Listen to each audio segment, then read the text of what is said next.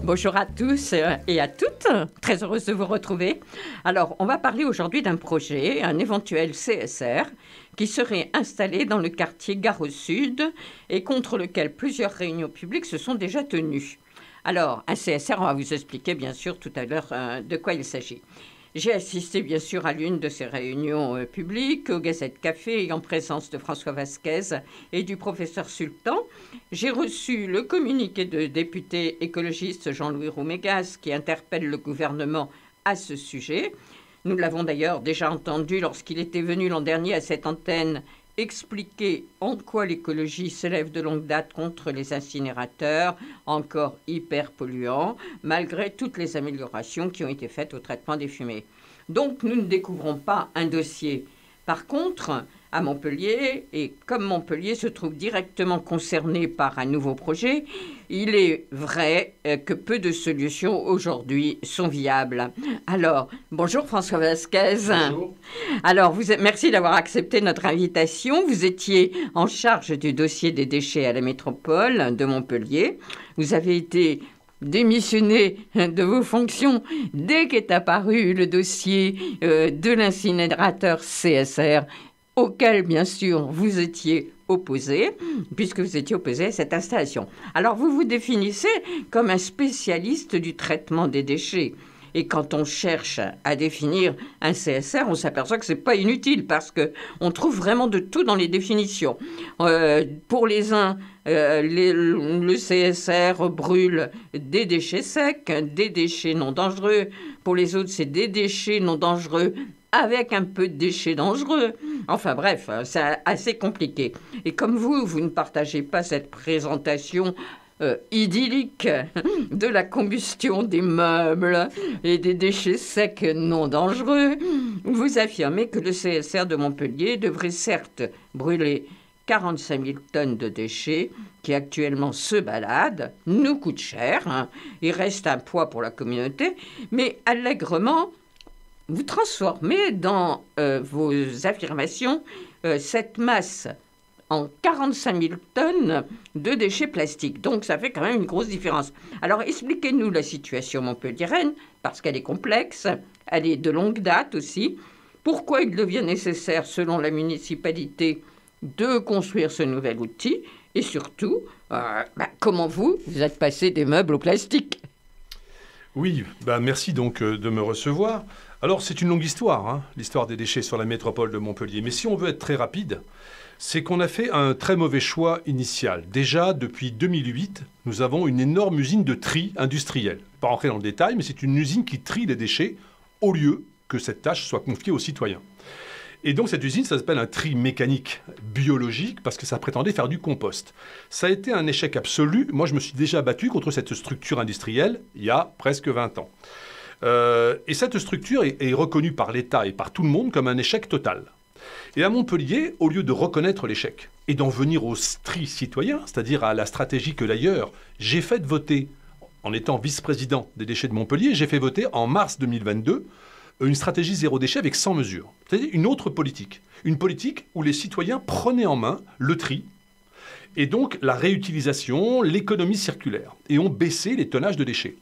Cette politique a été abandonnée. Et en milieu de mandat, j'ai vu que le maire de Montpellier, le patron de la métropole, le président, avait décidé de mettre un incinérateur CSR. Mais cet incinérateur CSR, c'est quoi? C'est une volonté des industriels de pérenniser le tri mécano-biologique qui est déjà un échec. C'est-à-dire qu'on a déjà une usine qui a été un échec, qui a trié nos déchets pendant 15 ans. Et c'est pour cela que ça nous coûte une fortune et qu'on a toujours autant de déchets. Et au lieu de changer le mal, eh bien, on ajoute un module en disant on va brûler ce qui en sort puisque cette usine est inefficace. Alors, on va revenir avec vous sur les solutions que vous aviez éventuellement proposées pour qu'on ait moins de déchets. Mais essayons d'oublier un tout petit peu donc votre engagement. Et là, quand vous avez été nommé par le maire pour prendre en considération la question des déchets, c'est parce que Montpellier venait de très loin. Enfin, on avait quand même un réel gros problème qui nous coûtait cher, j'ai dit. Oui, c'est ce que je venais de vous dire. C'est-à-dire qu'en fait, ce qui nous a coûté cher, c'est le choix du traitement industriel des déchets. Mais en même temps, on exportait beaucoup. Enfin, comme on ne pouvait pas les traiter, on les envoyait ailleurs. Disons que quand vous avez des déchets, vous savez qu'on produit des déchets. Il y a deux moyens. Soit vous visez d'en réduire la quantité, déjà à la source, faire de la prévention, lutter contre l'usage unique, le plastique, trier les biodéchets. Vous savez que les restes de repas, c'est 40% de notre poubelle. Bon, si on les met à part et qu'on les renvoie sur le sol, sur la terre, en les compostant, déjà on enlève 40%. Après, si on prend tout le verre, qui actuellement est encore mis dans la poubelle grise, et on le met dans les récipients à verre, on économise 6 millions d'euros par an. Mais ce geste n'est pas fait par les citoyens. Mais pourquoi il n'est pas fait? Si, il y a des choses qui sont quand même. Mais pas vous assez. Exagérez un petit peu. Parce que moi, je peux vous le dire, j'étais en charge. D'accord, mais je veux dire qu'on a quand même vu se mettre en place un petit peu quand même des poubelles jaunes, des poubelles noires. Enfin, on a vu... Ça, c'était ma politique, si vous le permettez. C'était de multiplier les poubelles jaunes. C'était une politique nationale aussi. Ben oui, mais pas appliquée à Montpellier. C'est-à-dire que moi, quand je suis arrivé à Montpellier, il y avait 10 composteurs de quartier. Voyez-vous, il n'y avait pas de politique vraiment pour trier les biodéchets, pour les composter. Il n'y avait pas les outils. J'ai demandé à ce qu'on mette des bioseaux à tout le monde. Je suis parti juste avant qu'ils soient délivrés, d'ailleurs. Et qu'ils commencent à l'être seulement maintenant. Et on ne l'a pas tous. Alors qu'on devrait, la loi nous y oblige depuis le 1er janvier 2024. Je sais, et on ne l'a pas encore. Alors pourquoi tout ce retard, en effet? Alors vous l'avez dit, ça a commencé, mais très faiblement. Et pourquoi? Parce qu'on avait acheté une usine pour trier. Alors, on va y revenir, mais je voudrais d'abord quand même qu'on revienne sur cette... Quand se sont passés ces éléments, enfin ces événements qui ont été assez difficiles à vivre de part et d'autre, on avait quand même une situation sur Montpellier qui était héritée d'une certaine manière de longue date. Enfin, c'était pas le fait du maire d'aujourd'hui non plus. On avait on avait traité des accords avec d'autres municipalités. On promenait nos déchets. Il fallait un peu assainir tout ça, quoi. Mais il fallait réduire. Et moi, je peux vous dire qu'entre 2008... Mais ça, je sais que c'était votre préoccupation, voilà. C'était de réduire. Mais est-ce qu'avant de réduire, déjà, on pouvait faire en sorte que Montpellier prenne ses responsabilités? Prendre ses responsabilités pour le maire d'une ville, c'est donner tous les moyens à ses concitoyens de baisser le bac gris. Voilà. C'est de dire, dans le bac gris, 80% de ce qui y est ne devrait pas y être. Mais le rôle du maire et du président d'une métropole, puisque c'est là que le pouvoir se situe, c'est de donner tous les moyens de commodité pour que les citoyens le fassent. Et après, de mettre une fiscalité incitative qui dit « celui qui trie paie moins que celui qui ne trie pas ». Voilà le grand système. Mais tant que vous ne mettez pas cette politique en place, vous avez à Montpellier, on avait 130 000 tonnes de poubelles grises en 2008, on a 130 000 tonnes de poubelles grises en 2025. Oui, on a plus d'habitants aussi. Oui, mais c'est infini. Non, je vous assure, c'est très peu. Parce que regardez, ce qui a baissé dernièrement, et ce qui n'a pas fait monter les déchets, c'est la crise économique, c'est l'inflation et c'est la baisse de la consommation. Donc vous estimez qu'en fait, on ne forme pas assez les citoyens? Absolument pas. Mais pourquoi les former, puisque vous achetez une usine pour trier à leur place? Alors, on va y revenir maintenant.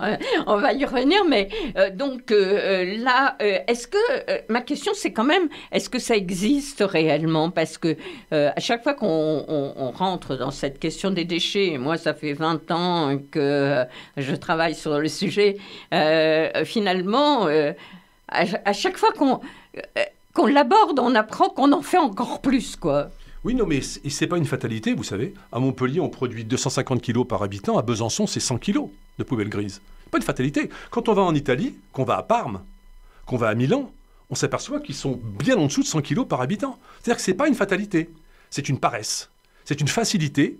C'est le fait de faire un gros chèque, si j'ose dire, à des multinationales pour qu'ils fassent à notre place un travail. Mais leur place, eux, leur travail, c'est d'être payés à la tonne. Donc, ils ne vont pas nous amener à baisser nos déchets. L'équation est facile à comprendre. D'accord. Alors, avant d'en arriver là, et c'est-à-dire, si vous voulez, à ce que vous appelez finalement la relation entre les municipalités et les grands groupes, j'aimerais qu'on revienne aussi un petit peu quand même sur, parce que nos auditeurs n'ont peut-être pas la même culture, enfin, cette culture que nous avons des incinérateurs. Les incinérateurs, dès le départ, ça fait une quarantaine d'années qu'ils existent, ont été très dangereux. Ils avaient des fumées... des fumées qui étaient très polluantes. Les luttes écologistes ont quand même permis d'aménager les choses. Alors, les luttes écologistes ont permis, en Europe déjà, d'interdire tout nouvel incinérateur de déchets. En France aussi. Sauf que le diable est dans le détail. Les industriels se sont adaptés. Et maintenant, ils ne proposent pas un incinérateur de déchets, mais un four CSR, dont nous allons parler aujourd'hui. C'est-à-dire qu'ils nous disent « Ah, on ne va pas brûler tout, on va brûler qu'une partie des déchets, celle qui a un fort pouvoir calorifique. » Mais quelle est la partie des déchets qui produit de la chaleur? Ce sont les plastiques. Alors, justement, mais des plastiques, il y a quand même...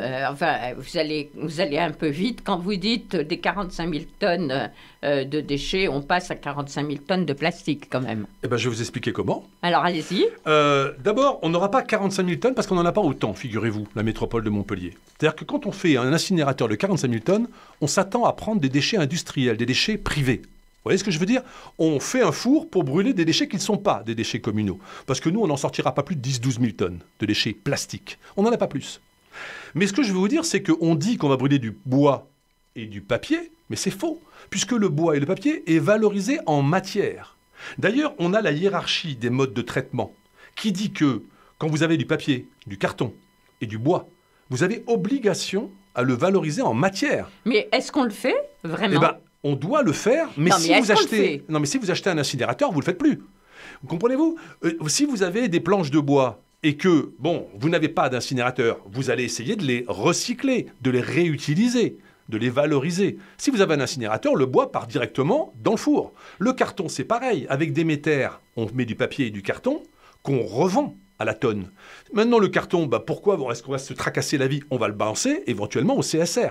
Donc là, on chante la hiérarchie des modes de traitement qui est d'abord la prévention, ensuite la réutilisation, le réemploi, ensuite le recyclage matière, la valeur, et ensuite seulement on brûle. Mais là, on vient chanter en brûlant pour détourner des flux. Alors, il y a certes, vous aviez, vous, un plan, et donc vous l'aviez expliqué, donc il est normal que vous ayez senti que vous n'étiez pas reconnu dans votre recherche, hein. Mais on peut dire aussi que finalement est arrivé au niveau national à ce moment-là les lois, enfin la loi sur la transition énergétique, et que ça ne vous a pas beaucoup aidé parce que finalement la loi sur la transition énergétique, elle valorise essentiellement la production de chaleur, puisqu'il nous faut de la chaleur. Donc, hein, en fait, ce qui m'a pénalisé... On a là une espèce de contradiction, comme on en a quand même d'autres d'ailleurs, oui, dans les législations environnementales et françaises, où on a une loi qui vient en contredire une autre. Vous avez tout à fait raison. Il y a une loi qui dit il faut préserver la qualité de l'air, il faut faire une transition écologique pour le climat, pour l'environnement, pour la santé des populations. Et il y a une autre qui dit, si on pouvait aider nos multinationales des déchets qui brûlent, peut-être qu'on va créer de l'emploi. Et c'est cet état bicéphale qui nous mène dans ces impasses. Non, pas seulement l'emploi. Je voudrais que vous insistiez aussi un petit peu sur cette nécessité à produire de la chaleur. Alors, nécessité à produire de la chaleur, mais pas n'importe comment. Je vous explique. On peut produire de la chaleur avec l'énergie éolienne, l'énergie solaire, la géothermie. On ne doit pas produire la chaleur par de l'incinération. Voilà. Ça, c'est une règle absolue. Est-ce que c'est vraiment clair dans la loi sur la transition énergétique? Alors, ça n'est pas clair parce qu'on dit quoi? On part du bas de la pyramide. Et on dit, avant d'enfouir, vraiment, essayez de brûler pour faire de la chaleur. Mais vraiment, si vous allez enfouir. Et là, on commence à dire, prenons tout ce qui peut brûler pour faire de la chaleur. Ce n'est pas du tout le même mode de raisonnement. Ça devient une arnaque industrielle. C'est-à-dire qu'on se dit, avec les déchets, on va créer une énergie renouvelable. Mais pas du tout. Une énergie renouvelable, c'est le vent et c'est le soleil. Ce n'est pas des plastiques qui sont du pétrole. Quand vous brûlez du pétrole, vous ne brûlez pas, ce n'est pas une énergie renouvelable. Donc vous voyez, on ment sur les mots et on manipule. Et ce qui s'est passé pour les CSR, ce qui m'a le plus pénalisé, c'est la guerre en Ukraine, figurez-vous. La guerre en Ukraine a fait la montée du gaz russe et la filière du business des déchets qui avait ces usines d'incinération de plastique dans les coffres, dans les cartons, depuis au moins 30 ans, se sont dit, c'est le moment de la ressortir. Le gaz coûte cher, le pétrole coûte cher, on va brûler des déchets. Sauf que, je l'avais annoncé quand ça s'est passé, En 2 ans, le gaz est redescendu, le pétrole est redescendu, avec l'apaisement, on va dire, au niveau des marchés. Et on s'aperçoit que nous, on est toujours dans l'idée qu'il faut produire de l'énergie avec des déchets, ce qui est horriblement cher et horriblement polluant. Alors donc, on est bien d'accord, c'est produire de l'énergie avec des déchets, c'est cher et c'est polluant. Tout à fait. Donc c'est ça surtout qu'il faut retenir. Et surtout au niveau sanitaire, parce voilà. que c'est une bombe sanitaire. Alors maintenant, revenons sur quelque chose que je voulais, qui est importante, qui est effectivement, quand on met en place un CSR, il est évident qu'on est en porte-à-faux avec la loi sur la pollution atmosphérique. Tout à fait. Alors pourquoi ? Alors parce que les CSR, vous allez brûler des plastiques. Alors ne partez pas de 45 000 tonnes de plastique. Essayons de voir toute incinération. Voilà.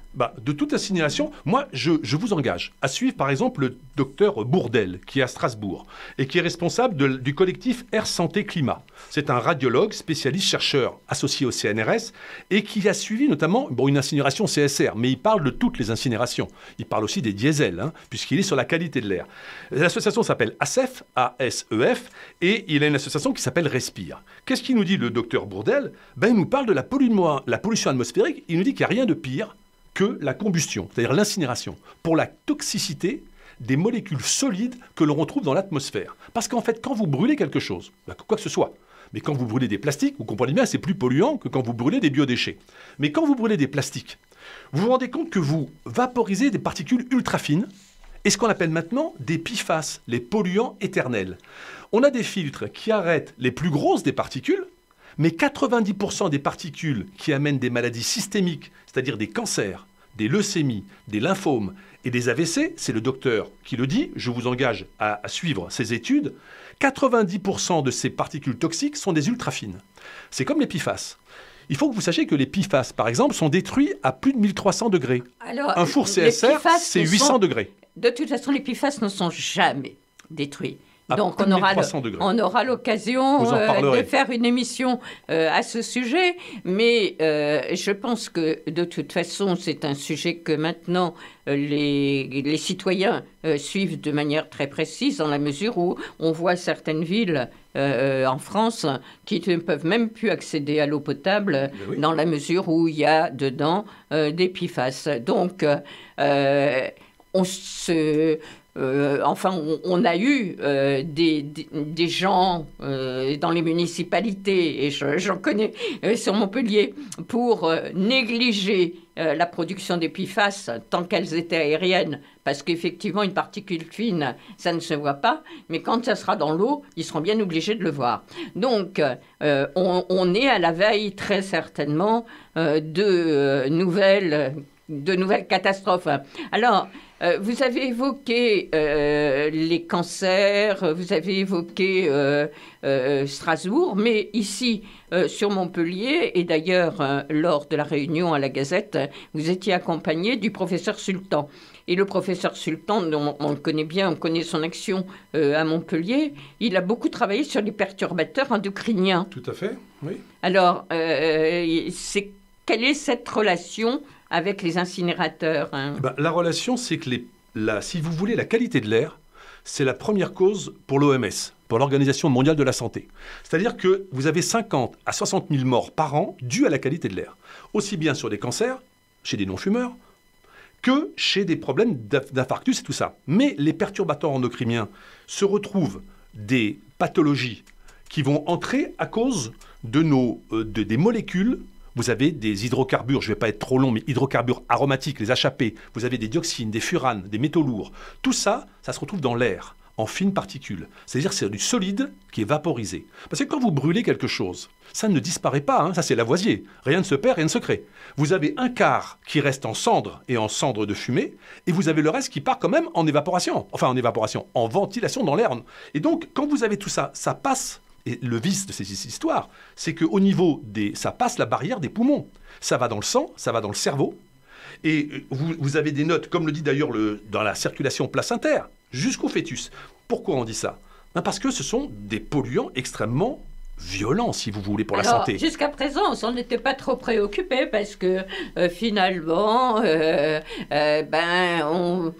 c'était ces fameuses particules fines, on les dénonçait, mais elles étaient dans les poumons. Et puis maintenant, on s'aperçoit qu'elles sont partout, elles arrivent à passer, même dans le sang. Elles sont dans le sang. Exactement, parce qu'on ne cherche que les PM 2,5 et PM 10. Voilà, c'est les plus grosses. Mais les ultra-fines, elles font 0,1 micron. Les ultra-fines, elles traversent. Elles vont finir dans le cerveau, dans le cœur et dans les fœtus. Et celles-là, c'est 90% des particules, c'est pas moi qui le dis, sont les scientifiques sur les associations Air, Santé, Climat qui se retrouvent. Et c'est ça qui donne des maladies systémiques. Or, ce qu'on oublie aussi, c'est l'effet cocktail. On met des incinérateurs toujours dans les mêmes quartiers. Les quartiers populaires et dans le monde, quand vous étudiez, les quartiers des minorités. Pourquoi ? Parce qu'on dit qu'ils sont déjà pollués. Regardez à Montpellier, c'est à la sortie ouest de Montpellier où il y a l'autoroute qui est doublée qu'on met un incinérateur. On prévoit un autre incinérateur pour les boues à la sortie sud de Montpellier. Deuxième incinérateur, à 2 km d'écart, pour incinérer des boues d'épuration. Donc actuellement, ce n'est pas un, c'est 2 projets d'incinérateurs sur Montpellier. Alors que Montpellier n'en avait jamais eu jusqu'à présent. Or, les molécules dans l'air se combinent. C'est-à-dire les oxydes d'azote qui sont dégagés par les diesels, par les voitures de l'autoroute. Il n'y a pas de ZFE sur l'autoroute. Eh bien, se mélange avec ces combustions. Et ça, c'est extrêmement dangereux. Et là, moi, je trouve qu'il y a une forme de cynisme que de dire... Parce que, vous savez, Montpellier, c'est une métropole de 30 communes. Aucun maire n'aurait accepté l'incinérateur CSR. Aucun. Et là, on accepte, pourquoi ? Parce qu'on a des quartiers populaires, Gare au Sud, Croix-d'Argent, Ovalie. On se dit, il y a les PFAS, ma foi, l'air ambiant. Vous savais, ça a même été dit par un élu. Oui, je ne vais pas donner son nom par charité chrétienne, mais il a dit que l'air ambiant sera plus pur que ce qui sortira de l'usine sera plus pur que l'air ambiant, ce qui est un cynisme absolu. Mais j'ai aussi entendu une élue qui disait que finalement, se battre contre les pollutions atmosphériques, c'était faire de l'écologie négative. Oui, mais voilà, bien sûr. Du moment qu'ils ne sont pas voisins de l'incinérateur, voilà. Ces élus-là. Alors, simplement, ce que je voudrais savoir maintenant, si vous voulez, c'est finalement, là, vous venez de nous parler longuement de Montpellier. Est-ce qu'il y a d'autres villes en France qui ont abandonné un projet d'incinérateur ? Alors, les projets d'incinérateurs, il y en a qui sont faits par des industriels, notamment les cimentiers. Donc là, ce n'est pas la collectivité qui le fait, c'est un cimentier. Et il y a des entreprises. Par exemple, dernièrement, donc, pour répondre à votre question, à Marseille, il y a Arkema, qui est un géant du plastique, à Fos-sur-Mer, qui avait prévu de faire un CSR. Et figurez-vous que quand il a vu le coût que ça allait représenter, alors Arkema, c'est un industriel, lui, il n'a pas fait ça pour la pollution de l'air, il n'a pas fait ça pour la santé ni pour le climat. Il a regardé ses comptes. Il a regardé la comptabilité. Il s'est dit, c'est pas possible, c'est pas viable, c'est trop cher. Et donc, ils ont abandonné. Donc déjà, il y a des raisons économiques aussi pour abandonner ces projets. Parce que nous, on va les payer en tant que contribuables. Dans cette affaire, on va être cobayes et pigeons. Oui, mais là, est-ce qu'il y a d'autres villes qui ont abandonné ? Alors, Le Havre avait par exemple un projet. Il l'accepte ou il ne l'accepte pas ? Alors, je vous dis franchement, je n'ai pas toutes les évolutions de tous les projets. Dans la Drôme, il a été abandonné par Paprec. Et là encore, c'est à noter. Parce que le projet était ficelé. Toutes les autorisations permis de construire bouclées, et c'est Paprec, donc l'entreprise, si vous voulez, elle-même, qui a dit « on ne le fait pas ». Vous voyez, ils ont arrêté avant. Nous, on a une levée de bouclier aussi citoyenne pour la santé des gens, en premier. Après, pour leur argent et pour le climat. Mais eux, c'est économique. Ils ont dit « on ne le fait pas ». Alors, justement, puisqu'on discute un peu de problèmes économiques, vous aviez dans vos revendications, indépendamment de tout ce qu'on vient de voir, l'économie circulaire, etc., on est à 1 an des municipales, et vous aviez une exigence, en tout cas un souhait, c'était que on ne préjuge pas de l'avenir, qu'on laisse finalement le futur maire, qu'il soit de la fosse ou un autre, mais décider de l'investissement qui serait fait sur le CSR et qu'il n'y ait rien de voté budgétairement avant. Alors, est-ce que où on en est à ce moment-là ? Je pense qu'au niveau démocratique, c'est la moindre des choses. Absolument. Vous avouerez que là, ce qu'il s'agit de faire, ça n'est pas juste un four. C'est de remettre une usine de tri, d'y ajouter une usine de préparation de CSR, d'y ajouter un four. C'est donc une chaîne industrielle qui va coûter plusieurs centaines de millions d'euros. Quand vous payez une chaîne industrielle, vous payez sa construction et son exploitation. Et comme ça va être sur 20 ans, comment peut-on imaginer qu'à 1 an du mandat, on engage sur 20 ans la collectivité sur des centaines de millions d'euros? Ma question était, est-ce que vous avez été entendu sur ce plan-là? D'après les échos donc, que moi j'ai, il n'y aura pas de budget qui sera adopté avant effectivement les prochaines municipales, mais par contre, on va avoir quand même des accords qui vont être signés. Non, en fait, je ne sais pas ce qu'on vous a dit, mais vous savez, c'est du billard à 3 bandes, hein. C'est des joueurs de poker qu'on a en face. Moi, je peux vous dire une chose, c'est que cet été, il est prévu un vote pour déterminer celui qui va créer la filière et l'incinérateur à plastique à Montpellier. Ça va être voté cet été. Et il n'est pas question de différer cette décision. Donc l'engagement formel va être pris cet été. Et ce qui se passera, c'est que le prochain maire, si ce n'est pas le même, va devoir casser ce contrat de plusieurs centaines de millions d'euros avec des pénalités exorbitantes. D'accord. Mais on sera obligé de le faire. Pas de budget, mais un accord qui revient au même. À accepter ou à refuser. Parce que, voilà, le vice dans cette affaire, c'est de considérer comme vous donnez ce qu'on appelle une DSP, une délégation de service public, vous ne payez pas tout de suite. C'est un peu comme un appartement que vous achetez. Voyez ? Donc là, le maire va signer pour, par exemple, 300 millions d'euros ou 400 millions d'euros sur 20 ans. Sur 20 ans. Et il ne va rien payer tout de suite. Donc il vous dit on n'engage pas de budget, évidemment. C'est quand elle va sortir de terre qu'on va commencer à payer et au fur et à mesure. Mais par contre, le contrat va risquer de nous coûter très cher. Et moi, je vais être extrêmement vigilant en tant qu'élu pour qu'on n'engage pas la métropole dans cette folie. Alors, dernière question, parce qu'on va bientôt se quitter, on est à la fin de cette émission. On a ici sur... finalement, on a une responsable régionale qui est relativement au courant des problèmes énergétiques, etc. Et est-ce que la région est d'accord avec cette mise en place du CSR? Alors, le grand drame de tout cela, c'est que même l'ADEME, l'agence de l'État, qui est là pour la transition écologique, l'ADEME finançait jusqu'à maintenant ce genre de structure.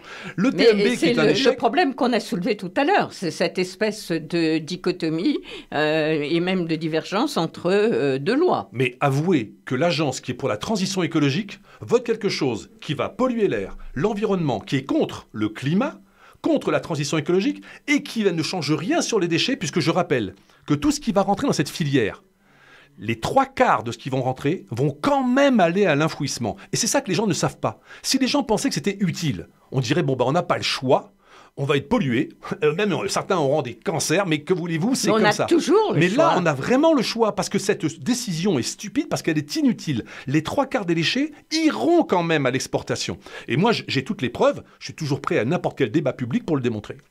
Merci, on suivra donc cette aventure. Merci beaucoup.